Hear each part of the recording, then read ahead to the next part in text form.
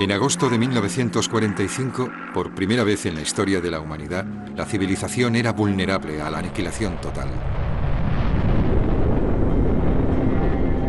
En un instante, los acuerdos de guerra que habían sido aceptados fueron dejados de lado. El moderno campo de batalla estaría ahora a 15.000 metros por encima de nosotros. Y la muerte viajaría por estas nuevas fronteras en las alas de un avión bombardero. Mientras que Gran Bretaña se preparaba para la paz, el país se había sumido en otro tipo de conflicto. Uno que forzó a la nación a aprender un nuevo lenguaje de guerra. Tan pronto como nos llamaran a filas, era una guerra nuclear, la tercera guerra mundial nuclear. Una bomba era aproximadamente equivalente a todas las bombas lanzadas por los aliados en Alemania durante la Segunda Guerra Mundial. Nuestra misión era un viaje de ida, donde ibas a hacer estallar el mundo y nadie lo sabía. Para mantener su posición en el nuevo orden mundial y satisfacer las exigentes normas de esta nueva guerra tecnológica, una vez más, Gran Bretaña volvió a girarse hacia la industria de la aviación para la siguiente generación de máquinas de guerra. No había ningún otro país que pudiera producir una aeronave como los bombarderos V. Para su época eran casi como naves espaciales. Como plataforma para lanzar el Armagedón nuclear, el papel del avión bombardero estaba preparado para dominar el paisaje político de las siguientes 2 décadas. La aviación era el sistema de lanzamiento para la disuasiva nuclear. Recuerdo cuando pensaba, cielos, tienes que ser un hombre valiente para hacer eso, porque si lo haces de verdad, no tienes ningún sitio a donde volver. Esta es la historia de cómo Gran Bretaña aprovechó, adaptó y mejoró su tecnología aeronáutica para afrontar las terribles realidades de la nueva era y definir cómo se iba a librar la Guerra Fría.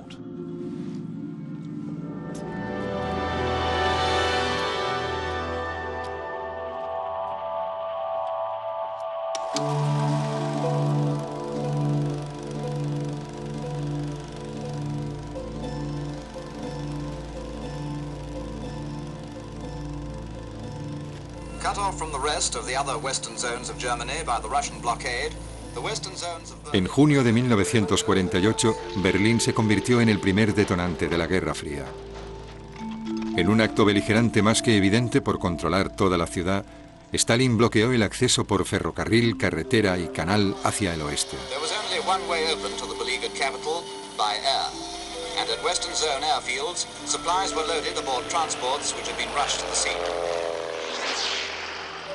En un solo año, 200.000 vuelos lanzaron alrededor de 5.000 toneladas de provisiones en Berlín Oeste. Una cosa había quedado demostrada: ese avión era el rey. Y mientras que no había nada que igualara el gran número de tropas soviéticas en tierra, la superioridad en el cielo pertenecía al oeste.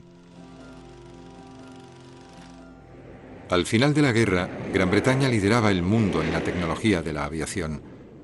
Pero las viejas seguridades del imperio se habían ido, y a finales de los años 40, el país se vio forzado a alinearse con Estados Unidos y la bomba en un nuevo conflicto ideológico entre el este y el oeste. Y por supuesto, éramos conscientes en ese momento de que el ejército soviético, el enfurecido y arrasador Ejército Rojo, como solían llamarlo, era 5 veces más grande que las fuerzas de la OTAN. Tenían millones de tropas bajo las armas bien entrenadas, eficientes. Tenían algunos de los mejores tanques del mundo y muchos de ellos llevaban la parte de atrás levantada porque habían conquistado a los alemanes.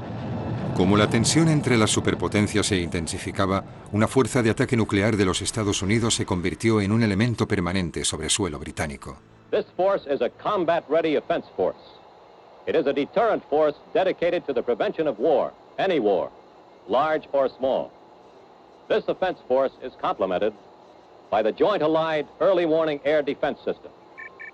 Gran Bretaña era para los estadounidenses un portaaviones insumergible amarrado frente a la costa oeste del norte de Europa. Es mucho más fácil volar desde Lincolnshire hasta Leningrado que desde Estados Unidos a Leningrado. Es Es el alcance era a menor alcance, mayor descarga y todas esas cosas.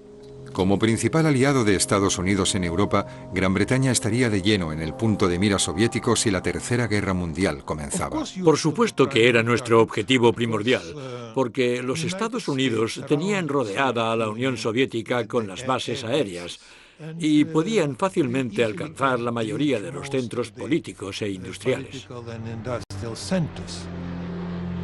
En 1949, frustrando toda expectativa, la Unión Soviética hizo explotar su primera bomba atómica.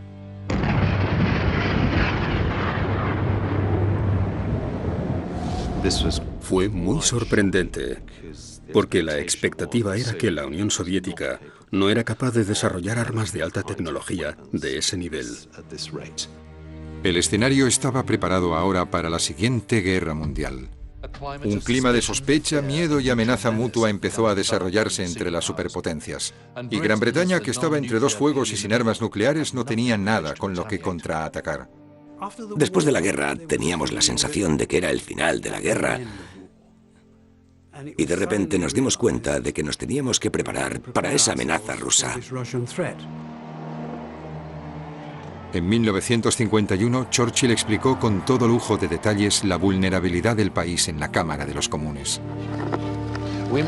No debemos olvidar, dijo, que mediante la creación de la base atómica estadounidense en Anglia Oriental, nos hemos convertido en un objetivo y quizás en el blanco de un ataque soviético.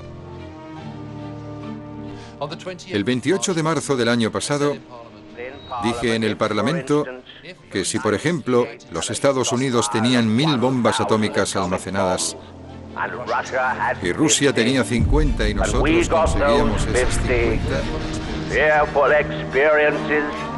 far beyond anything we have ever endured, would be our lot.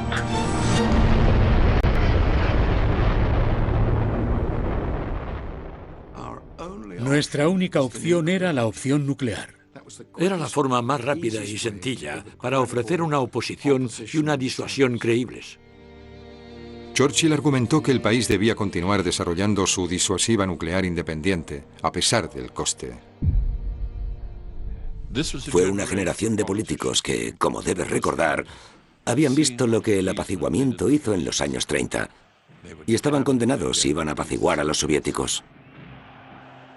La expectativa de Gran Bretaña en desarrollar una bomba atómica había recibido un golpe en 1946, cuando la ley estadounidense McMahon rechazó unánimemente compartir los secretos atómicos con sus aliados durante la guerra. That stupid McMahon Act prevented us acting fully with them, and the kind of way at the time they were all apt to think they were the big boys, we were the small boys. We just got to show them. They didn't know everything. Para tener influencia en el nuevo orden mundial, Gran Bretaña necesitaba su propia bomba atómica, y sin la ayuda de los estadounidenses el país tendría que hacerlo solo. Si quieres estar en medio de la disuasiva, tienes que ser capaz de crear tu propio elemento de disuasión, y esa es una poderosa herramienta de negociación. Si puedes comenzar la Tercera Guerra Mundial, tienen que prestarte atención. Cuando comenzaron los trabajos para construir la bomba, el Ministerio de Abastecimiento comenzó a diseñar los requisitos para un nuevo avión bombardero. Un avión que pudiera volar más alto, más rápido y más lejos que ningún otro bombardero del pasado.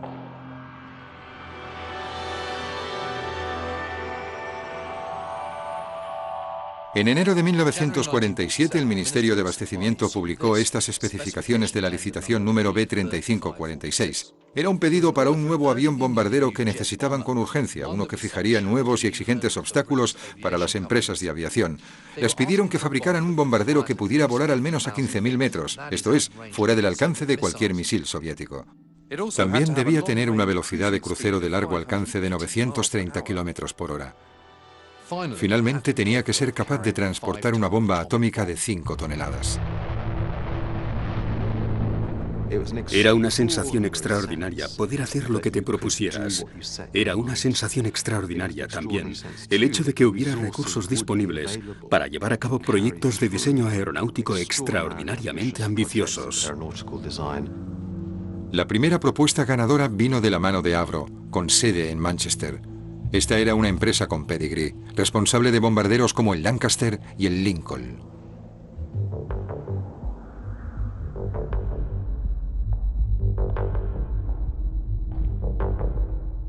La propuesta de Avro fue radical, por no decir menos. Los jóvenes diseñadores del Departamento de Proyectos Especiales, conocidos como los Niños de Avro, habían tomado la idea de un planeador que habían descubierto en una misión de exploración en Alemania en 1945. Este es el increíble primer boceto dibujado por un joven diseñador llamado Bob Lindley. Al principio se burlaron de él, pero lo que emergería de aquí era un avión verdaderamente sorprendente. La fantasía de cualquier colegial en Gran Bretaña.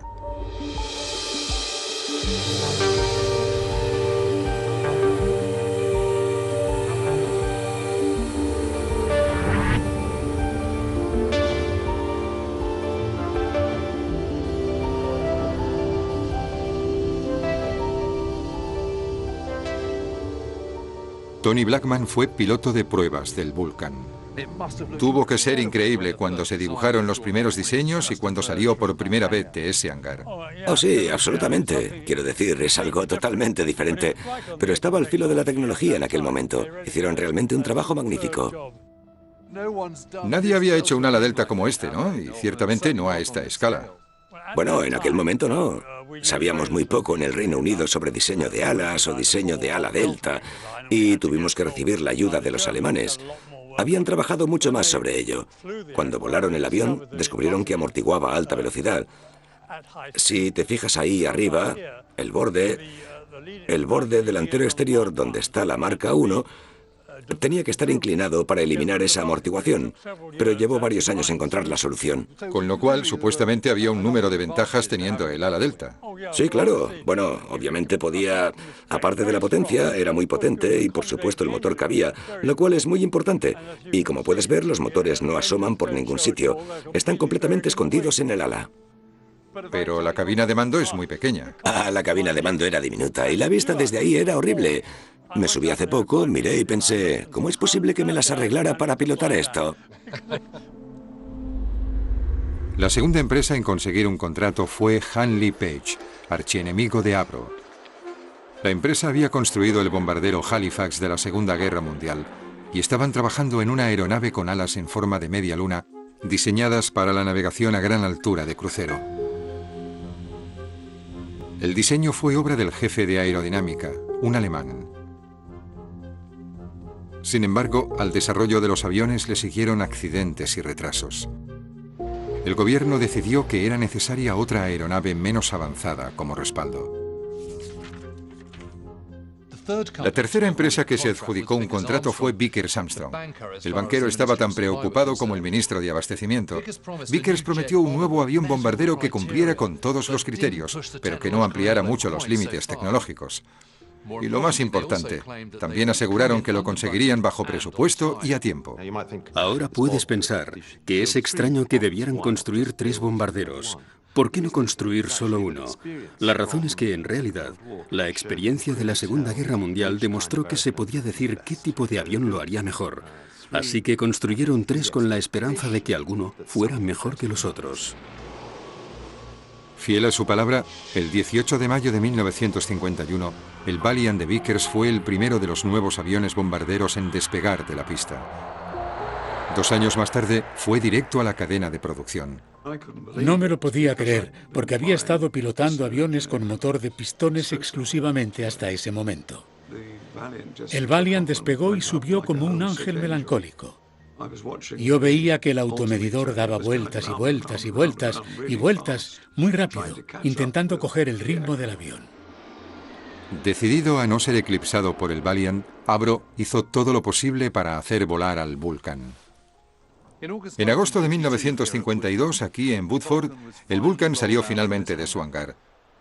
De cerca, la aeronave era una figura urbana con un traje de raya diplomática. Este era Rolly Falk, el piloto de pruebas que había pilotado aviones alemanes capturados hasta Fort Bragg durante la guerra. Falk rezumaba confianza en sí mismo y una calma imperturbable, pero nunca antes había volado un avión como este. Y al entrar en la cabina de mando, no puedo dejar de pensar que debía tener cierto nerviosismo. Pocas semanas después de su primer vuelo de prueba, el Vulcan fue presentado en el espectáculo aéreo de Fort Bragg. The new Avro 698 4-engine jet bomber. Cuando el avión tronó por la pista, el público se quedó paralizado por una visión del futuro. Y cuando subió después del despegue, Rolly Falk hizo algo que ningún bombardero había hecho antes. Hizo un tonel volado con la aeronave. Aquellas maniobras difícilmente podrían no impresionar a cualquiera que tuviera interés en la aviación. Un bombardero haciendo un tonel volado era algo inaudito. Ese fue el espectáculo que terminó con las travesuras de los bombarderos. A Rolly Falk le regañaron después, no por razones de seguridad, sino porque eso se consideraba un comportamiento impropio de un bombardero. En cualquier caso, no se puede negar que su alegre pirueta por el cielo había cambiado la imagen lenta y torpe del bombardero para siempre. Y, por supuesto, al público le encantó. 2 meses más tarde, el tercer avión de la Fuerza V, el Victor, alcanzó los cielos en Boscombe Down. Este fue el bombardero más electrónico y aerodinámicamente avanzado que el mundo había visto jamás.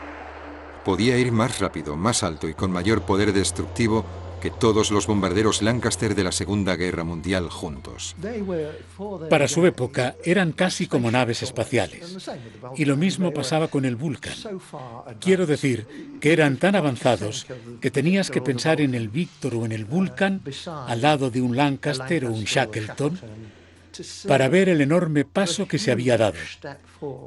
Este avance generacional era considerable. Un año más tarde, el Victor apareció en el espectáculo aéreo de Fort Bragg con un llamativo trabajo de pintura. Sí, lo vi por primera vez en ese color extraño, el que tenía primero en Fort Bragg. El fuselaje negro y las alas plateadas, e incluso entonces era un avión que impresionaba. Luego recuerdo que apareció el Vulcan y venía a un nivel bastante bajo, razonablemente rápido, echando mucho humo y haciendo mucho ruido, y desapareció. Y luego apareció el Victor y venía bastante tranquilo, volando a 500 metros, así que pensamos que sí, que era diferente. Y luego hizo un tonel volado, y por supuesto, de eso se enteraron rápidamente en Manchester. Creo que al Vulcan le tocaba hacerlo al día siguiente. Se convirtió en una especie de batalla entre las dos empresas en ese momento. En 1956, la Royal Air Force desveló sus nuevos escuadrones de bombarderos, una fuerza de ataque nuclear de alta tecnología. Fui en una ocasión con mi abuelo, cuando él estaba en el Ministerio de Defensa, a la Royal Air Force en Cottesmore. Era una base de bombarderos V y, de hecho, presenciamos un aviso.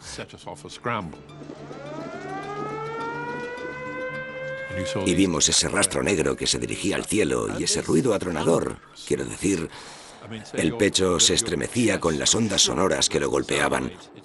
Me acuerdo que pensaba, no sé si asustarán al enemigo, pero Dios mío, a mí me han asustado. Gran Bretaña también se estaba poniendo al día en la carrera armamentística. En 1952 el gobierno de Churchill había aprobado la primera bomba atómica del país. Pero ese mismo año las apuestas habían subido aún más. Los estadounidenses explotaron un artefacto termonuclear que fue rápidamente seguido por una bomba rusa Megaton. La bomba A había superado 1000 veces a la bomba H.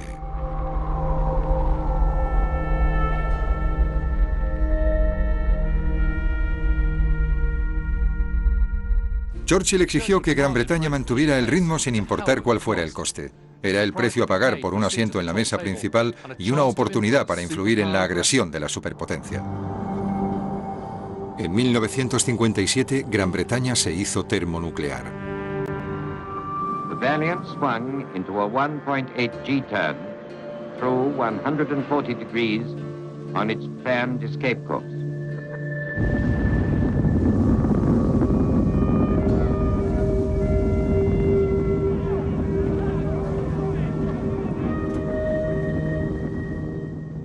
¿Por qué Gran Bretaña hace esto?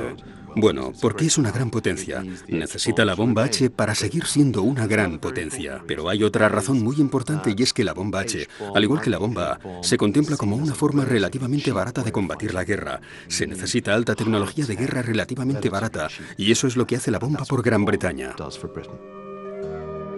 Armados ahora hasta los dientes con la tecnología que ofrecían, Gran Bretaña necesitaba hombres preparados para asumir la carga de la disuasiva nuclear independiente y arriesgarlo todo en una tercera guerra mundial. La RAF comenzó a buscar a tipos con el perfil adecuado.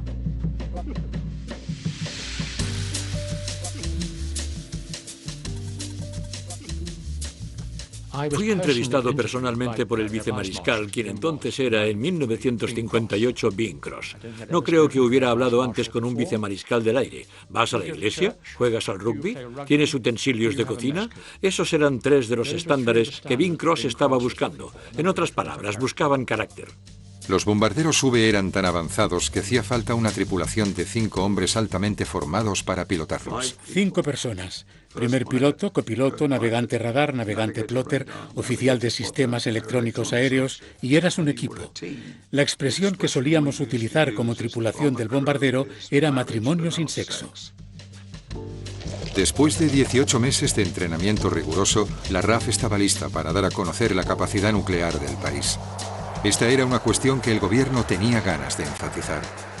Los líderes mundiales fueron invitados a las bases de los bombarderos V no para comprar, sino para ser impresionados y en algunos casos para ser advertidos. Para ser creíble, como elemento de disuasión tenías que demostrar a tu público y, por supuesto, al agresor potencial que realmente tenías esa capacidad. A medida que avanzaba la Guerra Fría, el poder destructivo de la bomba H mantenía una paz angustiosa entre las superpotencias. La bomba se había convertido en una herramienta de negociación, una herramienta con más éxito aún si se mantenía en la reserva. Es difícil hacer una comparación, pero se dice que una bomba transportada por un volcán era aproximadamente equivalente a la potencia explosiva de todas las bombas lanzadas por los aliados en Alemania durante la Segunda Guerra Mundial. Lo cual es alucinante si lo piensas. Los vertiginosos días de los diablos desafiantes volando y haciendo piruetas de victoria sobre Fort Bragg habían terminado. Los pilotos y las tripulaciones ahora vivían de forma permanente en el frente de la locura, asegurándose mutuamente la destrucción. Nuestra misión era un viaje de ida, donde ibas a hacer estallar el mundo, y nadie lo sabía. Esa misión de ida se pondría en marcha si los ojos y los oídos del país en Filing Dales, North Yorkshire, detectaban un ataque soviético.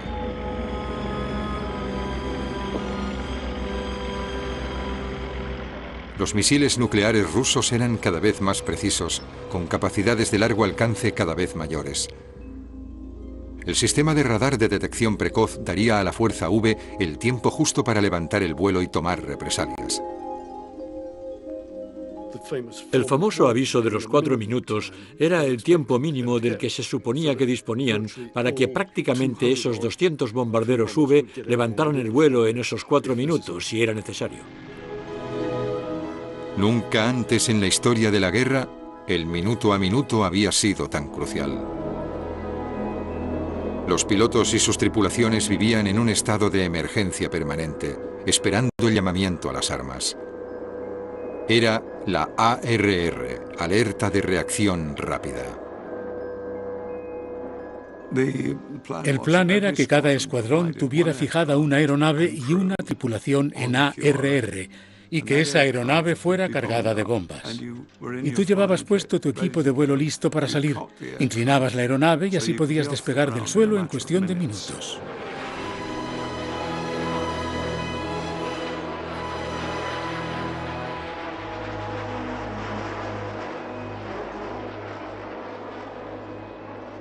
A las tripulaciones ARR se las apartaba de las distracciones de la vida diaria en la base. Vivían en barracones cerca de la pista, a poca distancia de su aeronave. Pasábamos un montón de tiempo como una tripulación encerrada en una habitación muy pequeña, estudiando el objetivo y todo lo relacionado con él, la planificación de ruta para llegar hasta allí, el combustible necesario, las defensas que nos podíamos encontrar, el arma que portaban y el propio objetivo en sí. San Petersburgo fue uno de ellos, Kaliningrado y todas las capitales bálticas. Las tripulaciones vivían con 3 estados de disposición: la alerta normal de 15 minutos, la ocasional de 5 minutos y la más alta de todas de solo 2 minutos. Los hombres eran puestos a prueba constantemente en cada nivel, de día o de noche. Nos daban un coche porque si recibíamos una llamada se escuchaba por la megafonía de toda la estación. Era la llamada de puesta en marcha en 5 minutos. Las tripulaciones tenían que subirse en esos coches, correr hasta la aeronave, subir a la cabina y cerrar la puerta. Después encender los motores y rodar hasta el final de la pista. Y luego conectarnos al final de la pista. Había varias palabras clave, una para encender los motores, una para despegar, una para ir en punto muerto y la última era 8 este. Si eso ocurría, era irrevocable, no volvías. Asumíamos que en esa fase había armas cayendo sobre el Reino Unido y que, por tanto, se nos estaba enviando para hacer ese trabajo. Estos ejercicios tenían lugar las 24 horas del día, los 7 días de la semana. Con lo cual, en el fondo, pensabas que podía ser la definitiva a donde nos dirigiéramos en ese momento. Puede que fuera media hora más tarde, cuando habíamos alcanzado altura y estábamos de camino, cuando empezabas a pensar, Dios mío, esto es real.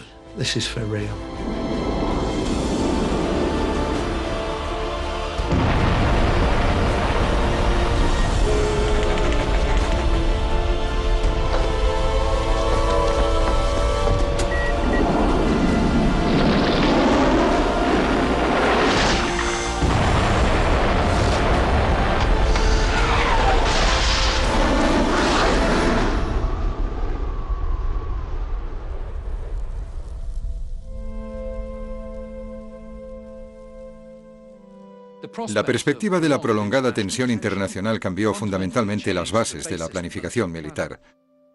El tesoro de guerra del país estaba a punto de reventar. Gran Bretaña ya no necesitaba fuerzas posicionadas en todo el mundo armadas con arsenal convencional.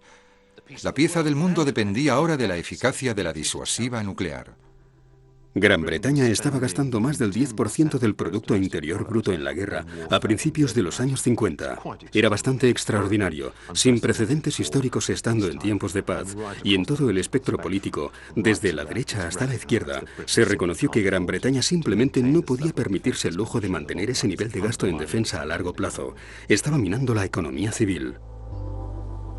Había llegado el momento de revisar no solo el tamaño, sino también el carácter del plan de defensa. Se necesitaba una nueva estrategia. Me acuerdo que mi abuelo, a principios de su etapa como primer ministro, pidió a Duncan Sandys, que era entonces ministro de Defensa, que hiciera una revisión de la capacidad de defensa, el coste, las necesidades operativas, posibles costes futuros, y quedó muy claro que, a partir de ahí, Gran Bretaña no podía permitirse el lujo de adoptar el compromiso que había tenido hasta ese momento. El 4 de abril de 1957, el ministro de Defensa, Duncan Sandys, se puso de pie en la Cámara de los Comunes para presentar su libro blanco, esbozo de la futura política. A pesar de la expectación, el discurso fue en su gran parte bastante aburrido, pero entonces llegó el remate final. Oculta bajo la sección Investigación y Desarrollo, Sandys explicó su decisión de parar los pies a la industria de la aviación. Pero Sandys se había referido al avión de caza, no al bombardero. Los aviones de caza, pensaba, tenían ahora un papel limitado en la guerra de alta tecnología moderna. Su desarrollo era caro y había demasiadas empresas privadas construyéndolos. Sandys se centró en un arma para la Guerra Fría más barata y más eficaz. Un arma que finalmente sellara el destino del bombardero V, el misil balístico intercontinental.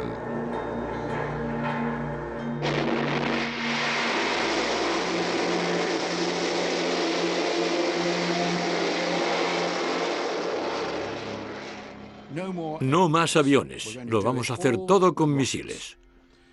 Y me acuerdo de la publicidad en los periódicos y todo eso, y pensaba, esto más bien ha chafado mis perspectivas profesionales.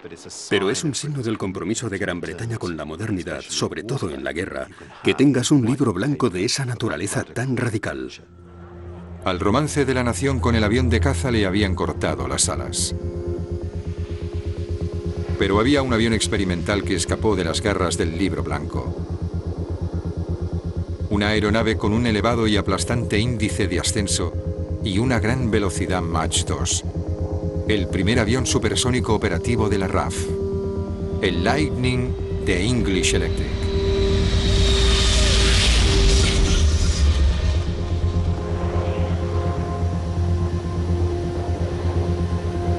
El Lightning era capaz de maniobrar con cualquier arma que los rusos le dispararan, y solo los mejores pilotos conseguían pilotarlo.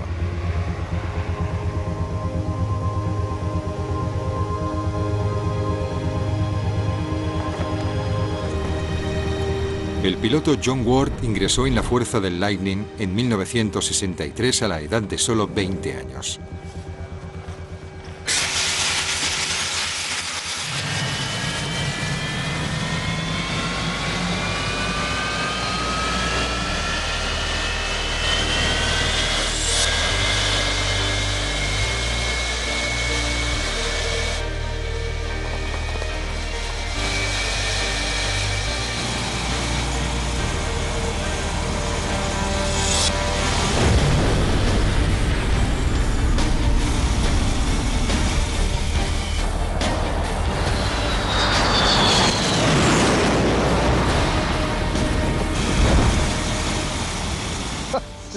Es increíble, ¿no crees? Madre mía.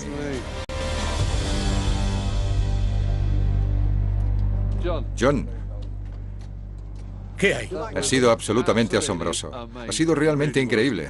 Y solo ver esa inmensa potencia y velocidad, quiero decir, ha pasado como un borrón delante de mí. Es algo de lo que nunca te recuperas. Todavía estoy enganchado a la adrenalina. Puedes ver cómo me está goteando ahora mismo. ¿A qué se parece pilotar esto? Bueno, es una característica de los aviones. Es más rápido que una bala de rifle. Sí, eso ya dice algo, ¿no? Y la primera vez que hice uno de estos vuelos en solitario, estaba cambiando los canales de radio en el ascenso sobre Norfolk y vi un pequeño parpadeo en el cuadro de mandos. Y de repente me di cuenta de que, a pesar de que estaba subiendo en frío, era supersónico. Es totalmente absurdo. Tecnología de 1950. Sí. Ya sabes, eso es cuando la industria británica estaba produciendo algunas piezas impresionantes del kit. Fue una impresionante pieza del kit, de hecho. El Lightning se jubiló en 1988, un año antes de que cayera el muro de Berlín.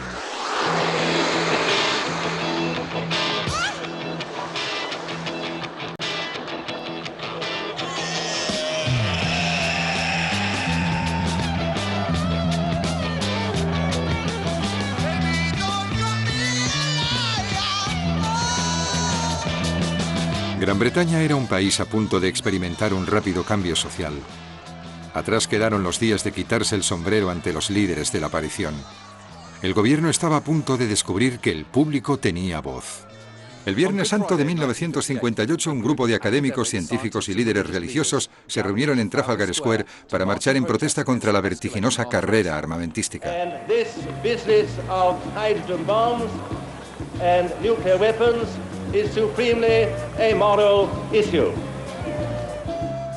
Habrían sido felices si 50 personas hubieran aparecido, pero en cambio fueron 10.000 las que desafiaron la lluvia y la nieve. Durante los 4 días siguientes caminaron casi 100 kilómetros hasta este lugar, el centro de armas atómicas en Aldermaston. La campaña para el desarme nuclear había comenzado. Britain's bomb has no deterrent value. It can make no difference at all to the situation between America and Russia. I think we should ban it. Definitely. Because someone's got to make the first move, haven't they? Todos pensaban, estoy seguro, de que lo estaban haciendo bien o que estaban intentando frenar lo que estaba pasando. Pero esto ya había ocurrido. Es decir, ya habíamos explotado una bomba atómica en Japón, ya la habíamos explotado en la isla de Navidad. Los estadounidenses habían trabajado sobre armas termonucleares en el desierto de Nevada. Así que realmente, en el momento en que inventas algo, no puedes desinventarlo, ¿no? Era una discusión que traería un terrible e intenso alivio. El 14 de octubre de 1962, un avión espía U-2 voló alto sobre Cuba para ver si había algo de cierto sobre los rumores de que los rusos estaban construyendo bases de misiles en la isla. Las imágenes que trajeron de vuelta llevarían el mundo al borde del Armagedón.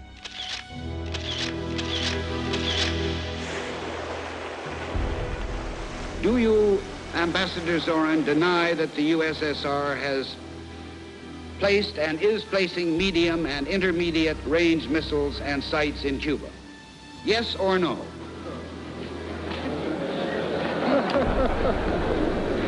You will have your answer in due course. I'm prepared to wait for my answer until hell freezes over, if that's your decision. Los estadounidenses tenían suerte de vivir protegidos entre dos océanos, así que tener al enemigo a las puertas o que la capacidad de éste pudiera alcanzar su territorio generaba ese miedo. Si técnicamente pueden hacerlo, lo harán mañana. Como Kennedy y Khrushchev se enfrentaban el uno al otro, al primer ministro Harold Macmillan le quedó claro que a pesar de que el conflicto estaba teniendo lugar a más de 6.000 kilómetros de distancia, era Gran Bretaña la que estaba en primera línea. Me acuerdo que una tarde mi abuelo tenía una reunión con el jefe de jefes del Estado Mayor y el secretario permanente del Ministerio de Asuntos Exteriores y su secretario de Asuntos Exteriores. Y yo estaba en la sala y el secretario permanente dijo: «Señor primer ministro, su nieto está en la sala. No debería estar escuchando, esto es confidencial». Y mi abuelo le miró y le dijo: «Si nos sale mal, esto tendrá más repercusión en él que en nosotros». El presidente Kennedy le dijo a mi padre en Viena que podían destruirles muchas veces. Khrushchev respondió: «No se puede comparar. No tengo tantos cañones balísticos como tú y yo solo puedo destruirte a ti una vez». It shall be the policy of this nation to regard any nuclear missile launched from Cuba against any nation in the Western Hemisphere as an attack by the Soviet Union on the United States, requiring a full retaliatory response upon the Soviet Union. El 22 de octubre, un comando estratégico aéreo activó el DEFCON 2, a un paso de la guerra. Y se preparó un bloqueo naval alrededor de Cuba. Esos fueron los días más peligrosos de la historia de la humanidad. El 27, sábado negro, cuando el público británico se preparaba para un fin de semana de fútbol, la RAF se preparaba para la destrucción del mundo. Nos pusieron en el nivel más alto de disposición posible, el 2. Los motores estaban funcionando al final de la pista, tragando combustible, mientras que decidían si finalmente despegábamos súbitamente o volvíamos al estado de disposición 1-5 literalmente en minutos. Recuerdo que le decía a Mary, a mi mujer: «Si pasa algo y nos ves despegar si nos llamaban, lo que me gustaría que hicieras es coger a los niños, montarlos en el coche y conducir hasta el oeste de Escocia. Creo que allí estaréis a salvo». Si la guerra comenzaba, 150 bombarderos V seguirían una ruta de vuelo predeterminada hacia el este. Iríamos para allá primero, cogeríamos todos los objetivos del Báltico y la parte occidental de Rusia, lo que permitiría a los estadounidenses venir con sus B-52 para seguirnos. Todos los objetivos estaban colocados estratégicamente, por lo que estarían volando entre las explosiones de bombas reales que explotarían para que pudieran entrar y atacar las ciudades más lejanas dentro de Rusia. Inicialmente teníamos defensas de combate de las que obviamente nos teníamos que preocupar y contra las que estábamos interfiriendo, pero claro, empezaron a despegar un gran número de misiles, los que llamábamos Arena 1 y Arena 2. Mientras seguías dando vueltas, cada minuto y medio realizabas una oleada de ataques. En efecto, ellos no podían coger los misiles con suficiente antelación para alcanzarte. Y nos nivelábamos literalmente donde estuviéramos. Con suerte eran 8 o 10 kilómetros lo que finalmente me tocaba corregir sobre la posición del objetivo y arrojaba la bomba.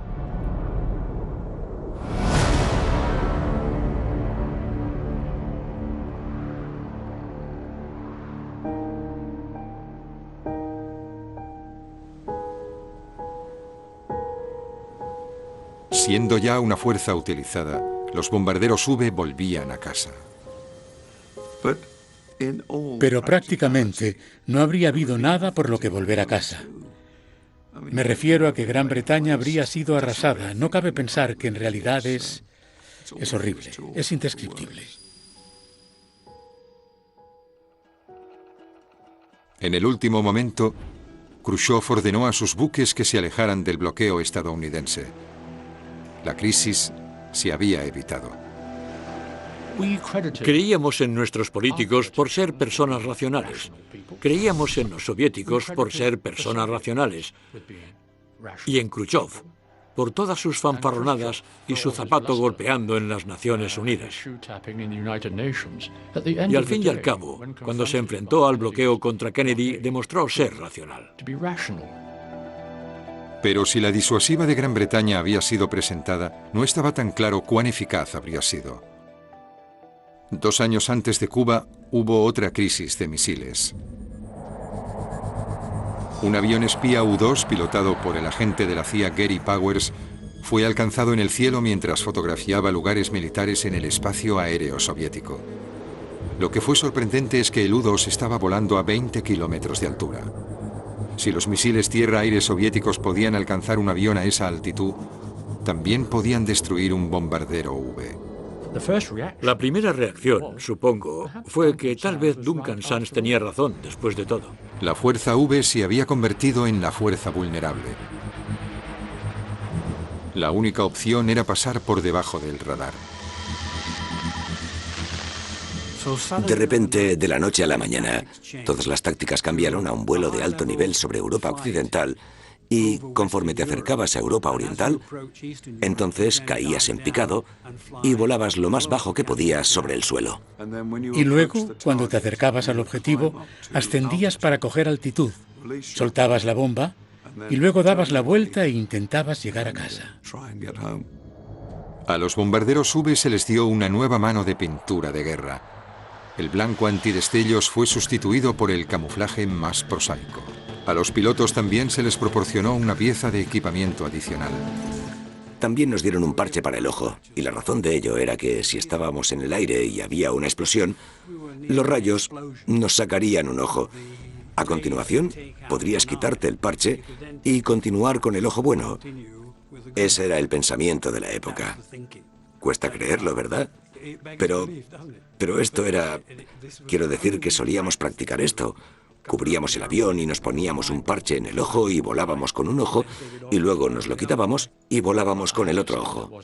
Tengo que decir que no era una filosofía muy reconfortante, y sospecho que si hubiéramos estado tan cerca de una detonación nuclear que nos hubiera dejado ciegos, aquel habría sido el final del juego en cualquier caso.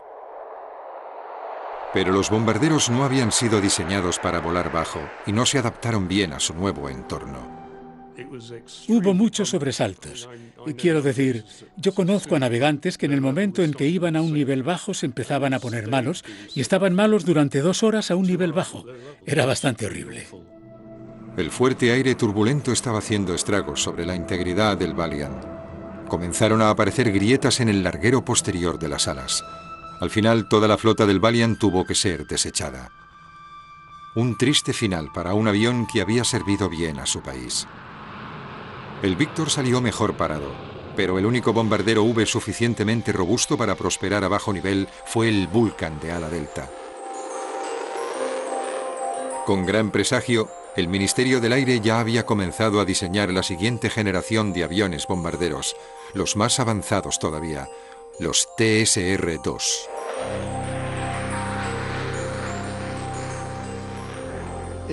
Fue otro salto generacional, casi tan importante, si no igual que fue el de los bombarderos V, más allá de la era del motor de pistones. Y me dije a mí mismo que si esto continuaba desarrollándose con éxito, teníamos a un campeón del mundo. Estas son las especificaciones del TSR-2 y francamente es una lista bastante larga. Había de tener una capacidad de ataque nuclear de largo alcance a gran altitud, al igual que los bombarderos V, pero también tenía que ser capaz de funcionar como un avión de caza a baja altura. Además de eso, tenía que ser capaz de volar bajo todas las condiciones climáticas y de ser capaz de transportar el último y más sofisticado sistema de radar del mundo. Por si esto no fuera suficiente, también tenía que ser capaz de volar a velocidades supersónicas de hasta Mach 2. Si se pudiera lograr todo esto, aseguraría la supremacía de Gran Bretaña en la aviación mundial durante los próximos años. Un avión que lo hiciera todo era estupendo. Y no solo era eso. Como digo, era técnicamente avanzado. Los motores y todo el equipo eléctrico eran brillantes. Hacía todo lo que tenía el Vulcan, más todo lo que tenía un avión de caza, combinado en este avión. En septiembre de 1964, el primer prototipo del TSR-2 comenzó a probarse en el Centro de Desarrollo de Aviones en Boscombe Down, Wiltshire. El piloto de pruebas fue Roland Beamon, un piloto de combate de la Segunda Guerra Mundial. Pero Beamon y su equipo ya estaban bajo presión. Se habían retrasado debido a problemas con las vibraciones del tren de rodaje, y una prensa hostil se quejaba sobre el dinero que se despilfarraba en el desarrollo de los aviones. El Partido Laborista prometió que si ganaba las elecciones haría más recortes sobre el presupuesto de defensa. El TSR-2 estaba con seguridad sobre su radar.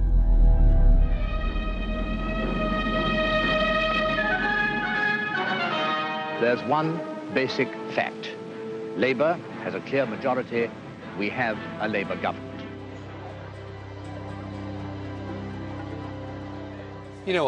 Lo que realmente hubiera sido una aeronave increíble es la culminación de 20 años dándolo todo y todo conjugado en este único avión. Y luego van y lo eliminan. Te entran ganas de llorar. Como diría un ingeniero aeronáutico, todas las aeronaves modernas tienen 4 dimensiones: alcance, longitud, altura y política. El TSR-2 tenía las 3 primeras correctas. El gobierno laborista estaba recortando en proyectos de alta tecnología en Gran Bretaña. Los proyectos heredados de los gobiernos conservadores de los años 50, y trataba de reemplazar esto con un nuevo tipo de revolución tecnológica, menos militar, menos orientada al prestigio, más preocupada por el desarrollo económico, más preocupada por la vida cotidiana de las personas.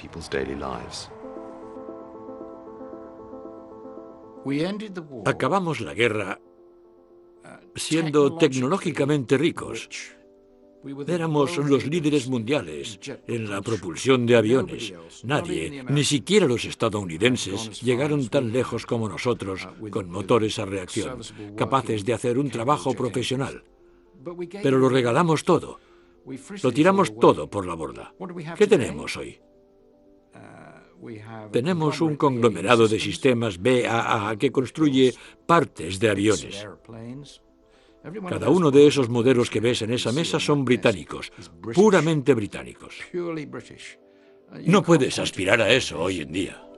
En 1969, la Fuerza V había sido considerada como un vehículo de ataque en la Tercera Guerra Mundial.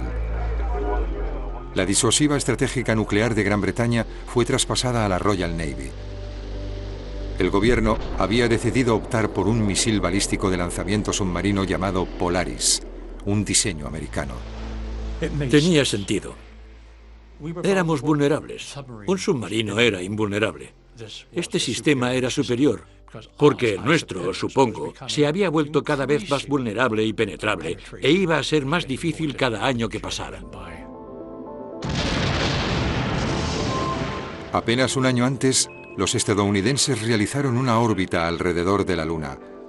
Y por primera vez en nuestra historia vimos claramente nuestro mundo tal y como era. Pasamos de ser espacios abiertos en el océano a ser muy conscientes de que vivimos en un pequeño punto en la infinidad del espacio y todos estamos juntos dentro. Y la era del avión a reacción nos unió de alguna manera, casi más que lo hizo la era inalámbrica o la era de la televisión. La era de los reactores había hecho del mundo un lugar más pequeño. Había cambiado nuestra percepción sobre nuestro planeta y sobre nosotros mismos y definió dónde vivimos y cómo vivimos. Y durante unos 20 años ayudó a hacer del mundo un lugar más seguro. La contribución de Gran Bretaña había sido la de un genio tecnológico, la valentía y las creaciones visionarias que ampliamente concordaron con las espantosas realidades de la época. A pesar del liderato del país, el sueño de un mundo venciendo a la industria de la aviación lo trajo finalmente de regreso a la Tierra. Una oportunidad perdida.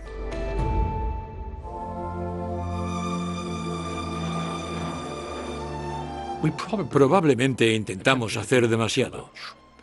Expandimos nuestros recursos, quizá débilmente. Creo que nunca más tendremos la capacidad global de hacerlo solos, y creo que eso era un alarde de orgullo que tuvimos en los años 50 y 60. Sí, me siento orgulloso, porque mantuvimos la paz todo ese tiempo, durante 15 años. Y mucha gente dijo que no podríamos hacerlo, pero lo hicimos.